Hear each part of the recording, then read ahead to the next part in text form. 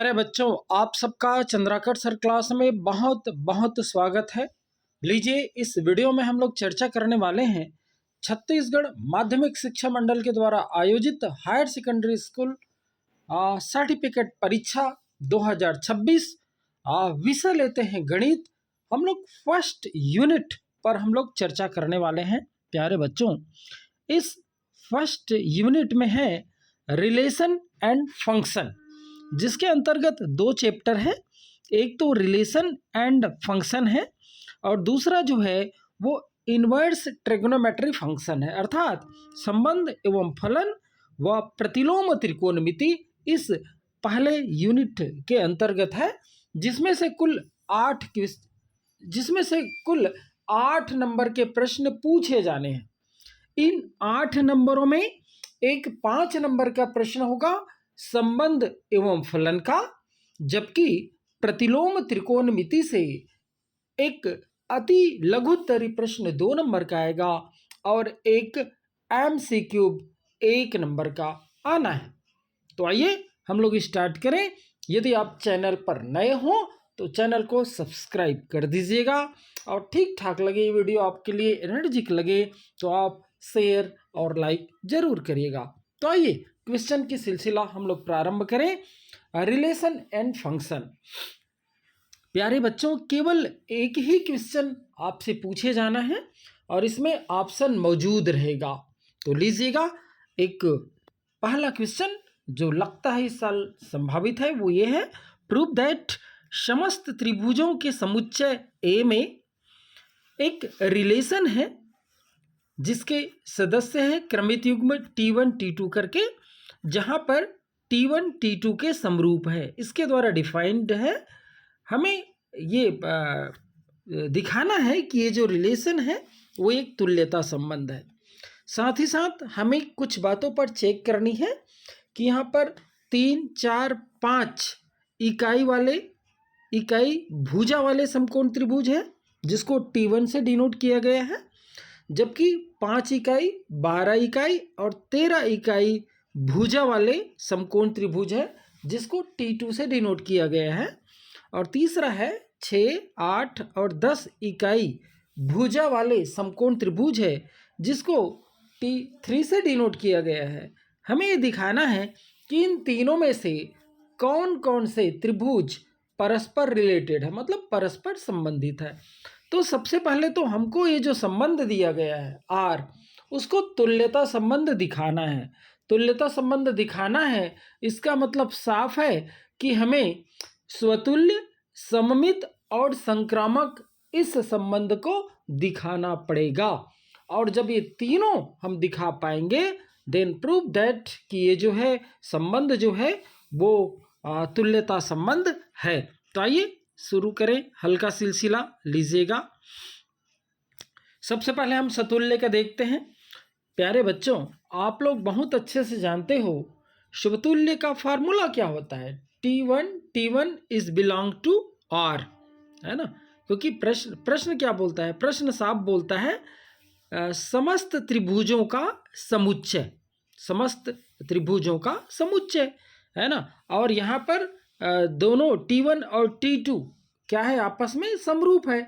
तो स्वतुल्य में क्या लेना पड़ता है, दोनों को T1 लेना पड़ता है। तो प्यारे बच्चों, आप अच्छे से जानते हो प्रत्येक त्रिभुज स्वयं के समरूप होता है। तो ये बात तो हो गई, R एक स्वतुल्य संबंध है। दूसरा, मान लीजिए T1 T2 is belong to R, मतलब T1 T2 के समरूप है। प्यारे बच्चों, जब T1 T2 के समरूप है तो T2 भी T1 के समरूप होता है। तो यहाँ पर ये भी सिद्ध हो गया कि ये जो संबंध है वो सममित है। संक्रामक में आ जाइए। संक्रामक में T1 T2 is belong to R तथा T2 T3 is belong to R। पहले का मतलब होगा T1 T2 के समरूप है, दूसरे का मतलब होगा T2 T3 के समरूप है। प्यारे बच्चों, और जब ऐसा है तो निश्चित रूप से T1 भी T3 के समरूप होगा। इस प्रकार से ये जो संबंध है वो संक्रामक भी होगा।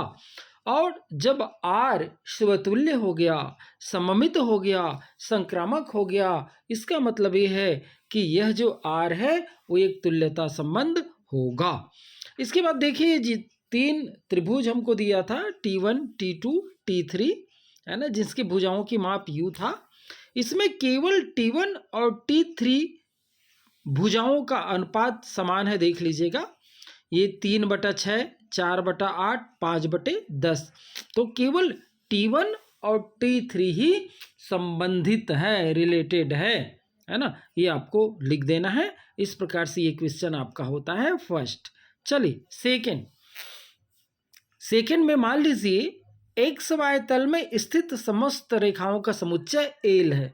प्यारे बच्चों, प्लेन है, एक प्लेन एक्स वाई प्लेन है, जिसमें समस्त रेखाओं के समुच्चय को हमने एल से दर्शाया है। और यहाँ पर एक संबंध है L1 L2 के बीच, जिसका अर्थ है L1 समांतर है L2 के, ये अर्थ है। तो हमें ये दिखाना है कि ये जो R है तुल्यता संबंध है। साथ हमें दिखाना है कि रेखा y = 2x + 4 से रिलेटेड समस्त रेखाओं का समुच्चय हमें ज्ञात करनी है। तो ये तो खैर दूसरा इसका भाग है, उस पर हम लोग आएंगे। पहले देखते हैं इस रिलेशन, ये जो यहाँ पर रिलेशन दिया गया है, क्या स्वतुल्य है, क्या सममित है, क्या संक्रामक है। और यदि ये तीनों हैं तो फिर वो तुल्यता संबंध हो जाएगा। चलिए चेक करते हैं। सबसे पहले प्यारे बच्चों, आप अच्छे से जानते हैं कि प्रत्येक जो लाइन है वो स्वयं के समतुल्य होता है। तो नो डाउट R समतुल्य है। सममित में यदि L1 समांतर L2 का, तो L2 is parallel to L1, इसमें भी कोई डाउट नहीं है। तो ये सममित भी है। तीसरा हम लोग देखते हैं, L1 समांतर L2 तथा L2 समांतर L3, इसका साफ साफ मतलब है L1 भी L3 के समांतर होगा। तो यहाँ पर कोई डाउट ही नहीं है, ये संक्रामक भी है प्यारे बच्चों। अर्थात यहाँ पर जो हमें संबंध दिया गया है वह स्वतुल्य भी है, सममित भी है, संक्रामक भी है। तो दिस इम्प्लाइज, ये जो संबंध है वो तुल्यता संबंध है। जहाँ तक इसके दूसरे पार्ट की बात है, तो ये जो हमको रेखा दिया गया है y = 2x + 4, इसके समांतर सभी रेखाएं जो है इस संबंध से रिलेटेड होगी। तो इसके समांतर रेखा खींचने के लिए क्या करेंगे, है ना, इसके समांतर यदि रेखा खींचना है तो प्रवणता को सेम रख दीजिए और जो कांस्टेंट c के मान है उसको आप कुछ भी कर दीजिए। तो हम लोग ये बोल सकते हैं कि जो इससे रिलेटेड रेखा है वो है y = 2x + c, where c is belong to R, real number. तो इस प्रकार से ये अपना क्वेश्चन भी सॉल्व हो जाएगा। इसके बाद ये देखिए, एक क्वेश्चन है जो मैं इसी क्वेश्चन को नीचे ले आता हूँ। ये देखिएगा, हमें सिद्ध करना है एक फलन है जो कि नेचुरल टू नेचुरल में डिफाइंड है, ये एकाएकी तथा आच्छादक दोनों ही है, ये हमें प्रूव करना है प्यारे बच्चों। तो चलिएगा, ये फंक्शन आपको दिखाई दे रहा होगा, f(x) = x + 1 if x विषम है एंड f(x) = x - 1 यदि एप सम है। तो इसको एकाएकी दिखाना है। तो एकाएकी दिखाने के लिए एक फार्मूला है, देखिएगा, f(x1) = f(x2). पहली स्थिति में हम लोग ले लेते हैं, है ना, x1 को विषम ले लेते हैं, x2 को सम ले लेते हैं। तो देखिए यहाँ पर रिजल्ट आता है x2 - x1 = 2, जो कि बिल्कुल ही संभव नहीं है। इसका मतलब यह है x1 is not equal to x2, this implies f(x1) is not equal to f(x2), this implies f जो है वो एकाएकी है। यदि हम दोनों को ही विषम ले लें तो x1 = x2 मिलता है, जो ये दर्शाता है कि f1 जो है वो एकाएकी है। और यदि हम दोनों को ही सम लेते हैं तब भी मिलता है x1 = x2, जो ये इंगित करता है कि f जो है वो एकाएकी है। तो फाइनली ये तय हो गया कि ये जो फलन है वो एकाएकी है। अब आच्छादक के लिए आपको अच्छे से पता है, आच्छादक के लिए हम लोग क्या करते हैं, आच्छादक के लिए हम लोग y का मान निकालते हैं x के पदों में। तो यहाँ पर देख लीजिएगा, और ये फाइनली यहाँ पर हम लोग इस नतीजे पर पहुँचते हैं कि y is belong to n के लिए इसका पूर्ण प्रतिबिंब एन में है, अतः एब जो है वो आच्छादक है। इस प्रकार से बड़ा प्यारा सा क्वेश्चन है जो इस साल के लिए बड़ा ही महत्वपूर्ण है। इसके बाद ये एक और क्वेश्चन है जो कुछ यूं डिफाइंड है, f n this equal to n plus 1/2 यदि एन विषम है, और f n this equal to n by 2 यदि एन जो है वो सम है। तो हमें बताना है क्या एफ जो है एकाएकी आच्छादक है या नहीं है, ये हमें बताना है। चलिएगा बताने का प्रयास करते हैं। लीजिएगा, इसको तो हम लोग वेन डायग्राम के द्वारा भी देख सकते हैं और सूत्र के द्वारा भी देख सकते हैं। यदि सूत्र के द्वारा देखें तो हमें मिलता है n1 equal to n2 plus 1।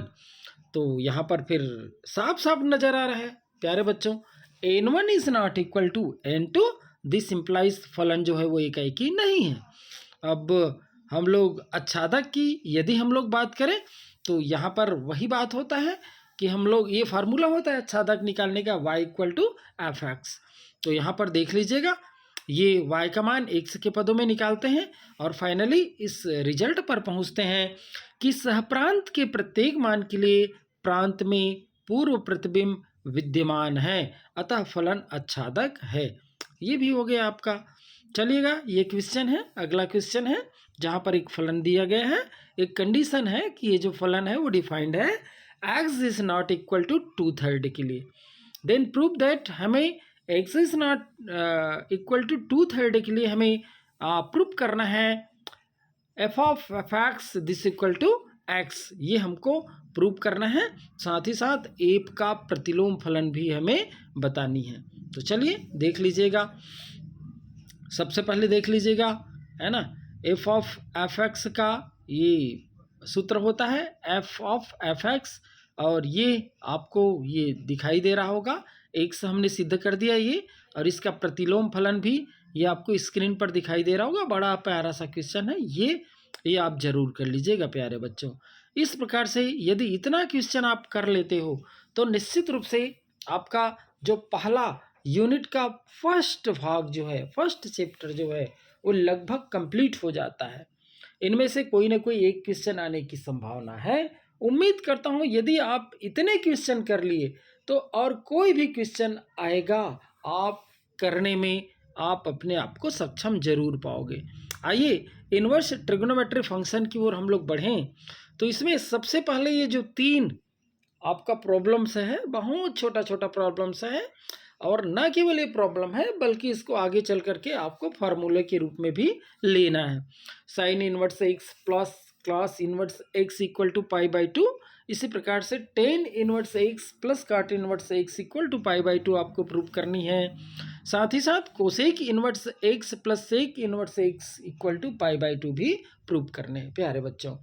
चूँकि ये 2 नंबर के लिए क्वेश्चन है, अतः अलग अलग सेट में अलग अलग क्वेश्चन आएंगे। हो सकता है तीनों ही सेट में ये क्वेश्चन अलग अलग से आ जाए। तो ये देख लीजिएगा, बनाने का बहुत सिंपल सा नमूना है, आप इसको ज़रूर करिएगा। हम लोग यदि आगे की बात करें तो यहाँ पर एक बड़ा ही 2 नंबर का छोटा सा प्रॉब्लम है। इसमें ये सिंपल फार्मूला लगेगा, ये लगा भी हुआ है, देख लीजिएगा। तो ये आप बहुत ईजिली इसको बना चुके हैं, नो डाउट आपको इसको देखने की ज़रूरत भी नहीं है, आप लोग कर चुके होंगे। लीजिए एक प्यारा सा और क्वेश्चन है। आपको ये जो इन्वर्स ट्रिग्नोमेट्री फंक्शन है उसको सरलतम रूप में प्राप्त करना है। तो यहाँ पर x को आप सेक थीटा पुट करिएगा तो ये बहुत अच्छे से ईजिली ये भी बन जाएगा। आगे कुछ वैल्यू फाइंड करने वाली बात है, ये लीजिएगा 11वां क्वेश्चन आप ज़रूर करिएगा। इसके बाद ये क्वेश्चन देख लीजिएगा, इसमें भी आपको x का मान फाइंड करनी है, ये भी आप करिएगा। इसके बाद ये तो हम लोगों ने कर लिया है, ये देखिएगा 16, 17, 18 इस टाइप के क्वेश्चन भी आप 2-2 नंबर के लिए कर लीजिएगा। और इसमें MCQ क्वेश्चन भी आने हैं तो ये 19 नंबर ज़रूर करिएगा। आप लोग 19 नंबर ज़रूर प्रैक्टिस करके ही जाइएगा। 20 नंबर तो पिछले साल आ चुका है, इस साल नहीं आएगा। और ये 21 नंबर ये भी आप ट्राई कर लेंगे। आगे हम लोग यदि बात करें तो ये तो नहीं, विविध उदाहरण से नहीं करना है आपको। ये एक और MCQ है, देख लीजिएगा। If sine inverse x equal to y, देन आपको ये जो 4 आपको रिजल्ट, संभावित रिजल्ट दिए हैं, जिसमें से एक रिजल्ट सही है, उस सही का चुनाव करना है आप लोगों को। निश्चित रूप से आप चुनाव कर लिए होंगे, देख लीजिएगा ये। इसके बाद ये 14 भी आप जरूर कर लीजिएगा प्यारे बच्चों। इतना क्वेश्चन यदि आप लोग कर लेते हैं तो यकीन मानिए आपका ये जो 8 नंबर का फर्स्ट यूनिट है, जो 2 चैप्टर को मिला करके बना हुआ है, ये बहुत अच्छे से हो पाएगा। चलेगा, उम्मीद करता हूँ आपकी तैयारी हो गई होगी और आप इसको फाइनल टच देते हुए निकलते चलेंगे। जितने मैंने क्वेश्चन आपके पास भेजा है, सब क्वेश्चन ऐसे हैं जो आप कर चुके होंगे, नहीं किए होंगे तो ज़रूर आप कर लीजिएगा।